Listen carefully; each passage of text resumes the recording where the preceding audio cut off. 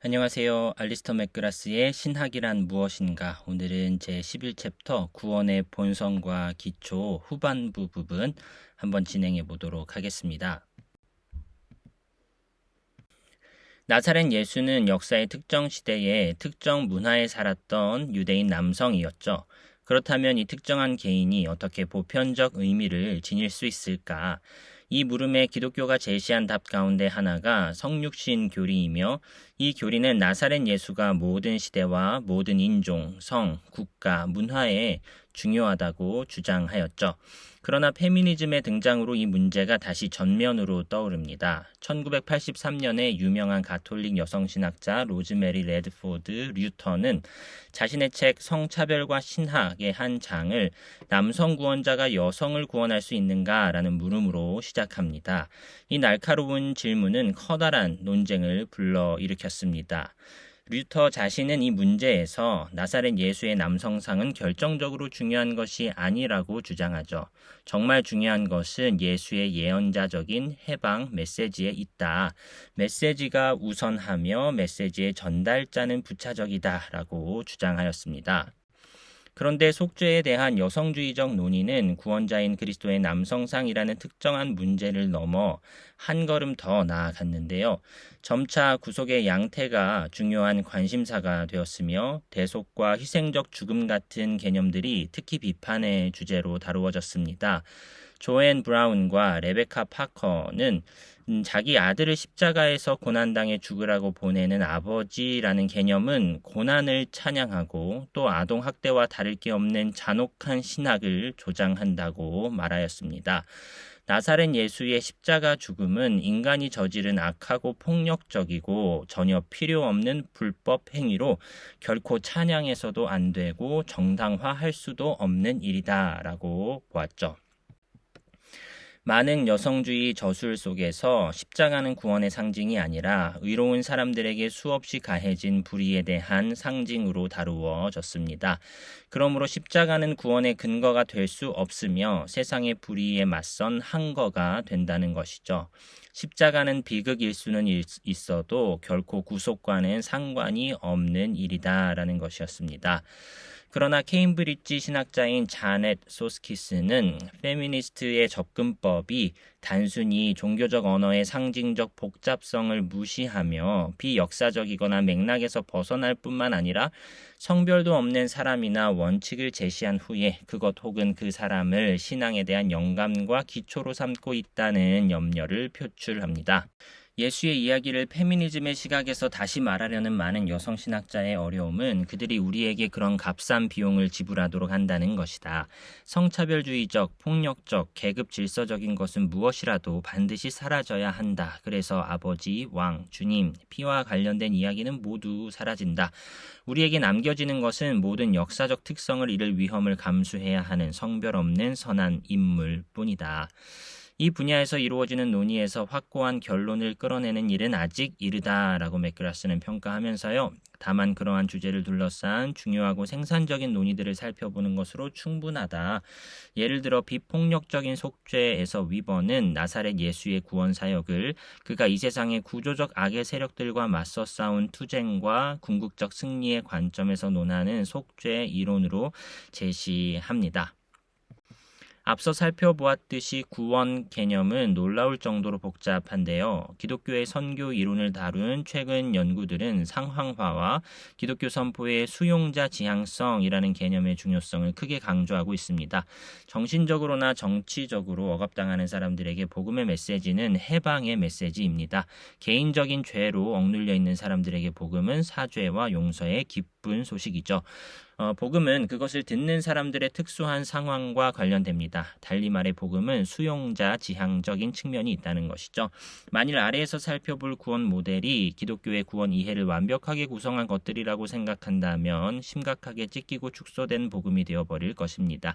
하지만 구원의 본질을 이해하는 여러 가지 방식 가운데서 강조점의 차이가 있을 수 있다는 점은 널리 인정할 필요가 있습니다. 먼저 신약 성경의 바울 서신에 나오는 몇 가지 핵심적인 구원론 용어들을 고찰함으로써 구원이 어떤 식으로 이해되는가에 대해 살펴보도록 하겠습니다. 양자됨, 몇 군데에서 바울은 기독교인들이 하나님의 가정에 입양된 것이라고 말하죠. 여기서 바울은 그리스 로마 문화에서 일반적인 법적 관습을 근거로 사용한 것이라고 널리 인정됩니다. 브루스와 같은 바울 연구가들에 따르면 신자들이 하나님의 가정에 입양되었다고 말하는 것은 그들이 예수 그리스도와 동일한 유산 상속권을 소유하게 되었으며 따라서 그리스도가 성취한 영광을 누리게 될 것이라고 말하는 것입니다.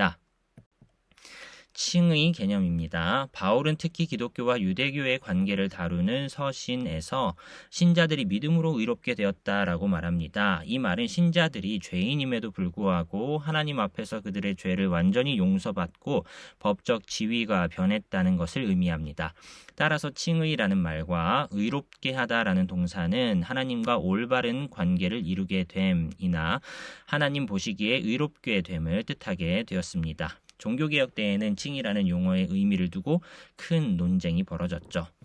구속이라는 이 용어는 본래 변상금을 지불하여 어떤 사람을 완전히 석방한다는 의미를 지닙니다.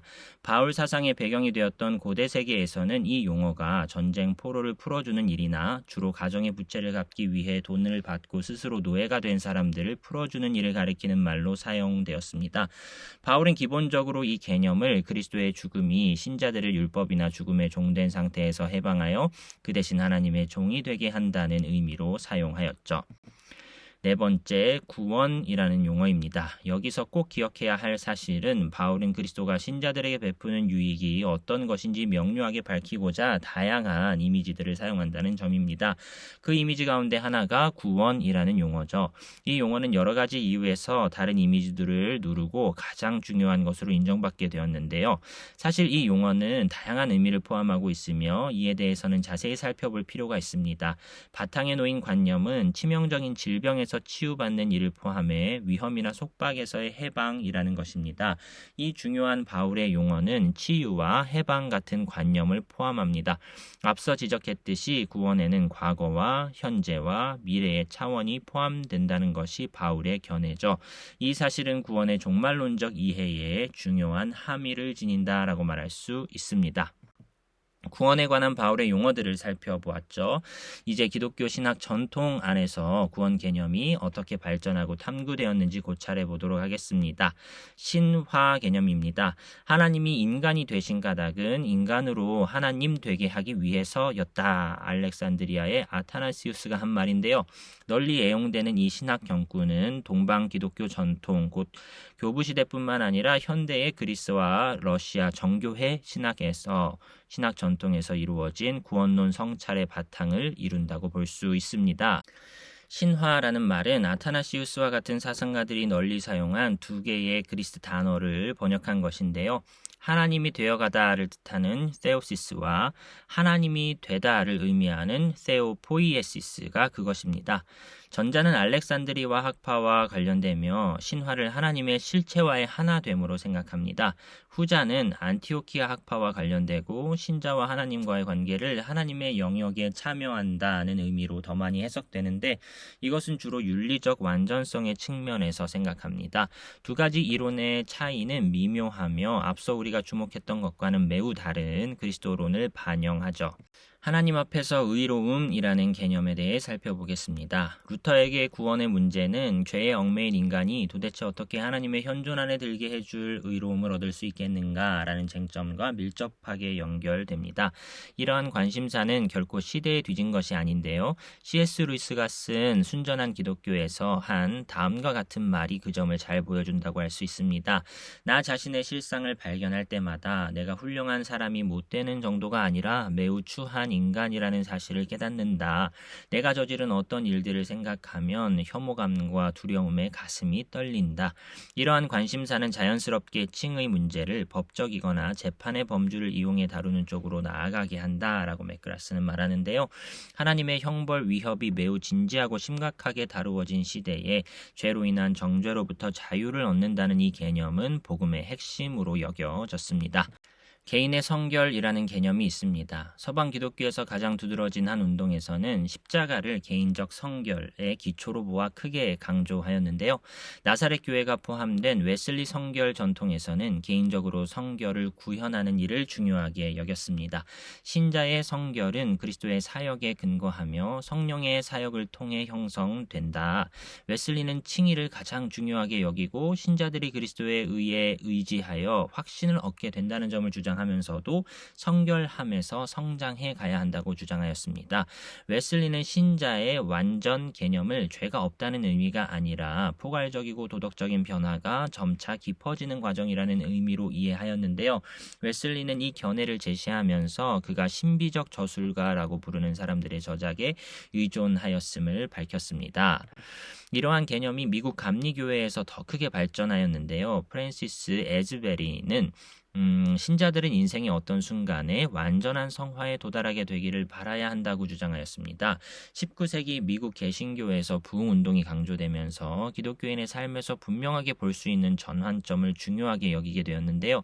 이러한 성결 선교의 중심에 자리 잡은 것이 칭의를 뿌리 삼아 그 뒤에 나타나는 두 번째 결정적 체험인 완전 성화에 대한 웨슬리의 가르침이었습니다.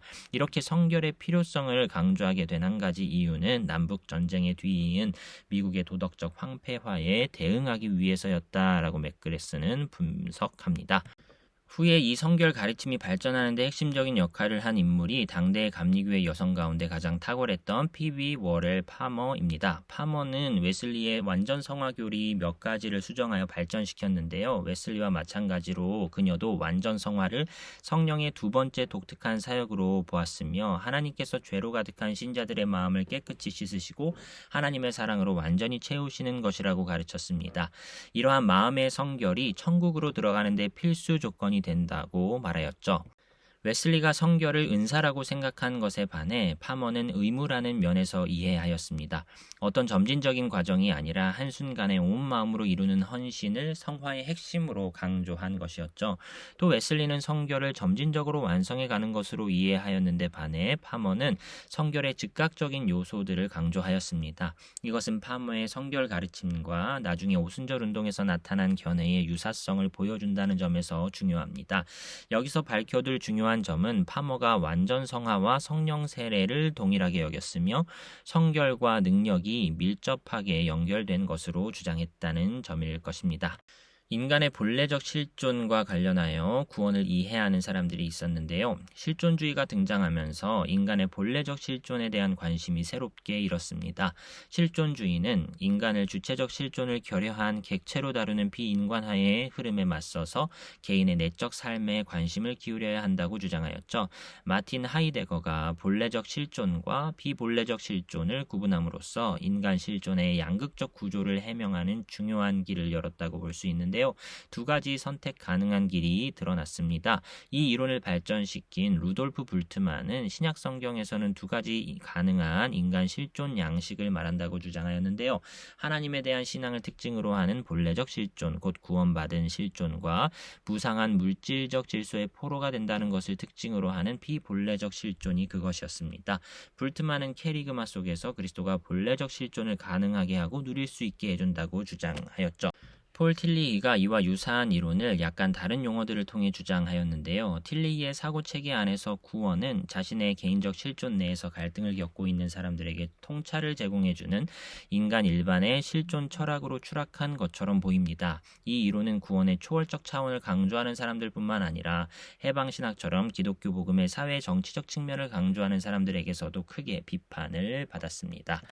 정치적 해방과 예수 그리스도의 구원을 함께 이해한 사람들이 있었는데요. 라틴 아메리카의 해방 신학에서는 구원을 해방으로 보는 개념을 크게 강조하였습니다. 레오나르도 보프의 책 제목인 해방자 예수 그리스도가 이 점을 확실하게 보여주는데요. 하나님은 파라오의 지배 아래서 노예로 억압당하던 이스라엘을 해방하였던 것처럼 이 세계에 착취당하는 사람들의 편이 되시는 분이다. 이와 비슷하게 예수도 가르침과 사역을 통해 가난한 사람들을 편들고 앞세우는 방식을 실천하였다. 되었다고 봅니다. 예수 그리스도는 가르침과 삶의 방식 모두를 통해 해방을 가져온다는 것이죠. 이러한 정치적 해방은 신학적으로 죄의 사회적 차원을 강조하는 용어로 표현되었는데요. 죄는 억압적이고 악한 사회 구조를 뜻하며 따라서 도전하고 맞서 싸워야 마땅한 것으로 이해된다는 것입니다. 그래서 레오나르도 포프는 그리스도의 죽음의 의미를 구조적인 악의 실제를 폭로하고 그에 맞서 싸우려는 사람들에게 영감을 주는 것으로 이해하였습니다. 영적 자유와 관련하여 예수 그리스도의 구원을 이해하는 사람들이 있는데요. 그리스도의 죽음과 부활을 승리자 그리스도의 관점에서 보는 이론은 인간을 노예로 부리는 세력들, 곧 사탄의 억압, 악한 영들, 죽음의 공포, 죄의 권세에 대한 그리스도의 승리라는 개념을 크게 강조합니다. 초기 교부 사상가들은 이러한 세력들을 일상세계 속에 실제하는 억압적이고 적대적인 존재라고 보는데 별 어려움이 없었는데요. 마틴 루터도 이런 전통을 이어받아 사탄이 세상 속에서 휘두르는 객관적 권세를 인정하고 복음으로 말미암은 해방을 크게 강조하였죠. 계몽주의 세계관의 등장과 함께 실제적인 악령이나 인격적 악마에 대한 믿음이 점차 문제가 있는 것으로 드러납니다. 계몽주의에 공감하는 사상가들은 대체로 그러한 믿음을 시대에 뒤떨어지고 현대 세계에는 설 자리가 없는 미신으로 보아 배척하였죠. 승리로서의 구원 개념이 계속 살아남으려면 재해석될 필요가 있었는데요. 폴 틸리히의 저술에서 이러한 작업이 이루어진 것을 볼 수 있습니다. 그의 글에서 구원은 인간을 사로잡아 비본래적 실존 양식 속에 가두어 버리는 주관적인 세력들에 대한 승리로 이해되었습니다. 교부 사상가들이 객관적인 세력이라고 여겼던 것을 이렇게 주관적 혹은 실존적 세력으로 다루게 되었던 것이죠. 구원의 전유에 대해서 생각해 보겠습니다. 기독교인의 구원 희망은 그리스도의 죽음과 부활에 근거하죠. 하지만 그 구원이 어떻게 매개되고 전유되는가라는 문제가 남아 있습니다. 아래에서 우리는 구원의 전유를 전혀 다른 방식으로 이해하는 두 모델을 살펴보는데요. 하나는 교회의 역할을 강조하고 다른 하나는 신자의 개인적 헌신을 강조합니다. 구원의 수단인 교회라는 소주제에 살펴보겠습니다.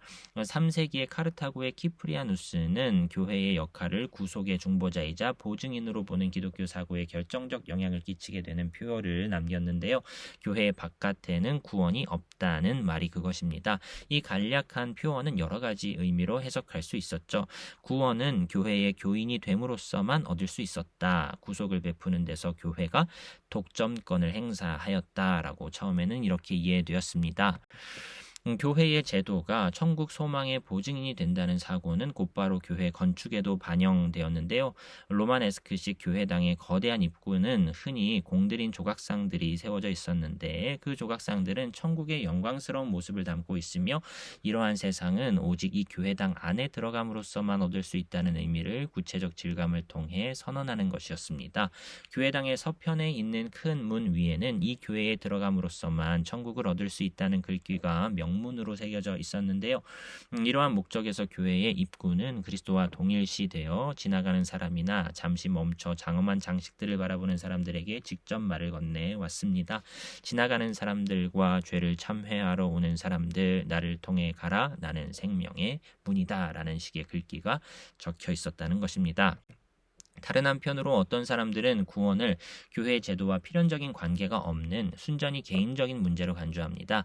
일부 경건주의 저술가들은 사람이 회개하고 그리스도를 영혼에 받아들여 천국에 확실한 희망을 갖는 것이 개인의 자유로운 결정이라고 주장했죠.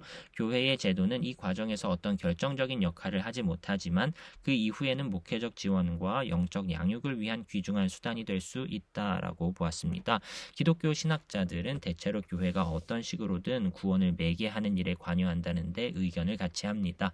모든 구원은 머리이신 그리스도로부터 그분의 몸인 교회를 통하여 온다라는 식으로 함께 말한다는 것이죠.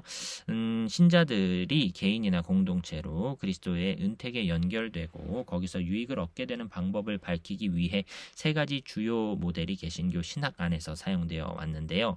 대표자로서 그리스도를 보는 모델이 있습니다. 이 모델은 그리스도를 인류의 언약의 대표자로 이해합니다. 믿음을 통해 신자들은 하나님과 인류 사이의 언약 안에 서게 된다. 그리스도께서 십자가를 통해 성취하신 모든 것은 언약으로 인해 유효하게 되었다. 옛날 자기 백성 이스라엘과 언약을 맺으셨던 것처럼 하나님은 이제 자기 교회와 언약을 맺으셨다. 그리스도께서는 그들의 대표자로서 그들을 위해 유익을 얻어주신다. 개인들은 믿음에 도달함으로써 언약 안에 서며 그리스도께서 십자가와 부활을 통해 얻어주신 모든 유익에 참여한다. 이 유익에는 죄의 완전하고 자유로운 용서도 포함되어 있습니다. 이 사상은 특별히 매우 복잡한 언약 신학을 발전시킨 16에서 17세기의 개혁주의 신학과 관련이 있다고 말할 수 있는데요. 아담은 공로에 의한 옛 언약에서 인간의 대표였으며 그리스도는 은총에 의한 새 언약에서 우리의 대표가 되셨다. 이러한 언약 신학은 18세기의 영국 청교도들 사이에서 원숙하게 발전된 형태로 나타납니다. 그리스도에 참여하기라는 모델이 있는데요. 둘째 이론은 신자들이 믿음을 통하여 부활하신 그리스도에 참여한다는 점을 강조합니다. 바울의 유명한 문구를 사용하자면 그들은 그리스도 안에 있다는 것이죠. 그들은 그리스도 안에 사로잡혔으며 그분의 부활의 생명을 공유한다. 그 결과 그들은 그리스도께서 십자가의 순종으로 얻어주신 모든 유익에도 참여한다. 이 유익 가운데 하나는 그들이 믿음을 통해 얻는 죄의 용서다라는 것입니다. 이렇게 그리스도에게 참여하는 일에는 죄의 용서와 더불어 그리스도의 의를 나누어 받는 일이 따른다. 이 사상은 그리스도와 신자들을 결혼관계에 비유하는 이미지에서 분명히 볼 수 있듯이 루터의 구원론의 중심이다라고 말할 수 있습니다. 어떤 방식으로든 믿음은 우리를 그리스도와 결합시키고 그의 속성들에 참여할 수 있게 해준다라는 것이죠. 대리자로서 그리스도 모델이 있습니다. 이 견해에서는 그리스도를 우리의 대리자, 곧 우리 대신 십자가로 나아가는 이로 봅니다. 죄인들은 각자 자기 죄 때문에 십자가에 못 박혀야 하는데 그리스도께서 그들 대신에 십자가에 못 박히셨다. 하나님께서는 그리스도가 우리의 죄를 지고 우리 자리에 서는 것을 허용하여 십자가의 순종으로 얻은 그의 의가 우리의 것이 될 수 있게 하셨다. 교부시대와 중세의 신학 저술에서는 좀처럼 이 개념을 찾아보기 힘든 반면에 이것은 16세기에 이르러 특히 칼뱅의 저서에서 중요해졌다. 제임스 패커와 같은 보수적 개신교 신학자들에 의하여 계속 발전되었다라고 맥그라스는 평가해 줍니다. 구원의 범위에 대해서 생각해 봅니다. 보편 구원론은 모든 사람이 구원받는다라는 이론이죠. 그리스도 안의 구속에 대한 기독교의 선포를 듣거나 거기에 응답하는 일과는 상관없이 모든 사람이 구원에 이르게 된다는 견해는 기독교 전통에서 커다란 힘을 발휘해 왔습니다. 이 견해에서는 하나님의 보편적 구원 의지를 강조하고 그 뜻이 궁극적으로 모든 사람의 보편적 구속을 통해 완성된다고 주장하는데요. 초기 시대에 이 견해를 대변했던 중요한 인물이 오리게네스로 그는 제1원칙들에 대해서라는 책에서 이 개념을 길게 논하여 옹호합니다. 오리게네스는 모든 이원론에 대해 크게 의심했는데요. 여기서 이원론이란 지고의 힘을 지닌 두 존재, 곧 하나는 선하고 다른 하나는 악한 존재를 인정하는 모든 믿음 체계에 의심을 던졌다는 것입니다. 마지막 때에 하나님은 악을 물리치고 피조물을 원래의 모습대로 회복할 것이다. 원래 피조물은 하나님의 뜻에 복종하도록 창조되었다. 따라서 이러한 회복론적 구원론에서 보면 피조물의 최종적인 구원이 성취될 때는 지옥이라든가 사탄의 나라에 속한 것들은 아예 없다는 결론에 도달하게 된다는 것입니다. 모든 사람이 행복한 상태로 회복될 것이며 그 결과 인류는 주 예수 그리스도가 약속한 단일성으로 회복될 것이다 라고 보는 것이죠. 1960년대에 활동한 영국의 진보적인 신학자 존 로빈스는 그의 저술들 그 중에서 특히 마지막에 하나님이에서 조금은 다른 견해를 제시하였습니다. 이 책에서 로빈스는 하나님의 사랑의 본성에 관해 논하면서 모든 사람이 감사하는 마음으로 기꺼이 굴복하게 만들 만큼 강력한 사랑을 그려볼 수 있지 않을까. 이와 같은 전능한 사랑이라는 개념이 로빈슨의 보편 구원론에서 핵심 개념으로 작동하고 있음을 볼 수 있습니다. 오직 신자들만 구원을 받는다라는 입장이 있습니다. 이번 항목에서 살펴볼 견해는 구원의 범위와 관련한 논의에서 가장 영향력 있는 이론 가운데 하나인데요. 초기 교회에서 이 견해를 가장 열렬히 옹호한 사람이 아우구스티누스였습니다. 그는 오리게네스가 주장한 보편 구원론과 의식적으로 거리를 두면서 구원의 필수 조건으로 믿음이 필요하다는 점을 강조하였죠. 그러면서 아우구스티누스는 신약 성경에서 구원이나 영원한 생명의 조건이 신앙에 있음을 강조하는 많은 구절들을 인용하였습니다. 종교개혁 시대에 이 견해를 가장 강력하게 옹호한 사람이 장 칼뱅이다라고 맥그라스는 말하는데요. 그는 동료 개혁자인 치빙글리가 신실한 이교도들도 구원받을 수 있다고 주장한 견해에 반대하였다라고 하면서 치빙글리와 칼빈은 달랐다라는 말을 또한 적어놓고 있습니다. 그렇다면 성경에서 하나님은 모든 사람이 구원을 받으며 진리를 아는 데 이르기를 원하신다고 가르치는 것에 대해서 이 사상가들은 무엇이라고 말할 수 있을까? 아우구스티누스와 칼뱅은 그런 본문들은 사회학적인 의미로 해석해야 한다고 주장했는데요. 하나님은 모든 사람이 아니라 모든 종류의 사람들이 구원받기를 원하신다는 것으로 해석합니다. 구속은 모든 국적과 문화, 언어, 지역, 취업, 직업을 고루 포괄한다는 것이죠. 이러한 구원론적 견해는 교회론에서 교회의 보편성을 주장하는 견해와 상응하는 것으로 나중에 좀 더 자세히 살펴보겠다라고 맥그라스는 말해주고 있네요. 그런데 이 구원론이 변형되어 나타난 여러 형태들을 살펴볼 필요가 있겠는데, 예를 들어 구원받기 위해서는 철저히 기독교적인 하나님 신앙을 갖는 것이 필요한가? 이 물음은 선교와 복음전도 및 기독교와 타 종교의 관계를 이해하는 일에서 아주 중요한 질문입니다. 존 웨슬리는 신앙에 대하여라는 설교에서 구원받기 위해서는 하나님에 대한 믿음이 필요하다고 주장하면서도 이 신앙이 특성상 분명하게 기독교적일 필요는 없다고 말했는데요. 구원에 필요한 것은 하나님과 하나님의 일에 대한 거룩한 확신으로, 이러한 확신이 있는 사람은 누구나 초보적인 수준에서나마 하나님을 두려워하고 이로운 일을 행하게 된다. 그리고 그렇게 믿는 사람은 국적을 불문하고 누구든지 용납된다고 사도는 인정한다 라고 웨슬리는 말했다는 것이죠. 특별한 구속, 오직 선택받는 사람들만 구원받는다라고 말하는 사람들이 있습니다. 마지막으로 살펴볼 이론인데요. 특별한 구속, 한정된 구속, 유효한 속죄, 제한적 속죄 등 여러 가지 이름으로 불리는 입장입니다. 이 이론은 개혁주의와 관계가 있으며 특히 미국의 개혁주의 진영에서 큰 영향을 미치고 있다라고 말할 수 있는데요. 이 이론은 개혁주의의 예정론을 근거로 삼고 있는데, 이에 대해서는 다음 장에서 살펴보겠다라고 말해주고 있습니다. 이와 관련된 주장들이 16세기 말과 특히 17세기에 두드러지게 나타나는데요. 이 시기에 특히 청교도 진영에서 주장한 교리를 다음과 같이 요약해 볼 수 있다라고 맥그라스는 말해줍니다. 첫째, 그리스도는 오직 선택받은 사람들만을 위해 죽으셨다. 그의 죽음이 모든 사람을 구속하기에 충분하기는 하지만 오직 선택받은 사람들에게만 효력이 있다. 둘째, 그 결과 그리스도의 사역은 헛된 것이 아니다. 그리스도가 죽음으로 구원하기 원한 사람은 모두 구원받는다. 이 견해가 확고한 논리적 일관성을 지닌 것은 분명하지만, 이를 비판하는 사람들은 이 이론이 하나님의 사랑과 구속의 보편성을 가르치는 신약 성경의 주장을 훼손했다고 생각합니다. 이번 장에서는 기독교 구원론의 핵심 사항들을 다루면서 이 주제에 관한 기독교 사고의 다양하고 풍성한 모습을 확인하였습니다. 구원론은 은총론, 그 중에서도 특히 예정론과 밀접하게 연결되어 있다고 말할 수 있는데요. 다음 장에서는 서로 연관된 이 주제들을 좀 더 자세하게 살펴보도록 하겠습니다. 라고 맥그라스는 21장을 마무리하고 있습니다. 오늘의 결론입니다. 페미니즘은 남성 대표자가 여성도 구원할 수 있는가? 라는 질문을 던졌죠. 뿐만 아니라 십자가라는 폭력적인 방식 자체에도 회의감을 드러냈습니다. 이는 복음의 전달자보다는 복음의 메시지에 초점을 맞추는 것으로 십자가는 구속사건이 아니요 세상에 맞선 항거라는 해석으로 나아갔습니다. 그리스도 안의 구원의 이미지는 바울에게 있어서는 양자됨, 칭의, 구속, 구원이라는 용어로 설명되었던 반면에 신학 전통에서는 신화, 하나님 앞에서의 의로움, 개인의 성결, 인간의 본래적 실존, 정치적 해방, 영적 자유라는 용어 등으로 설명되었습니다. 그리스도가 이루신 구원 사건은 어떤 방식으로 우리에게 전유되는가? 교회를 통해서만 전유된다는 입장, 개인의 회심에 달려 있다는 입장, 그리스도가 우리의 대표자이기에 또는 믿음으로 우리가 그리스도와 연합되기에, 또는 그리스도가 우리의 대리자로서 대신 형벌을 받으셨기에 구원이 우리에게 전유된다고 말하는 입장들을 살펴보았습니다.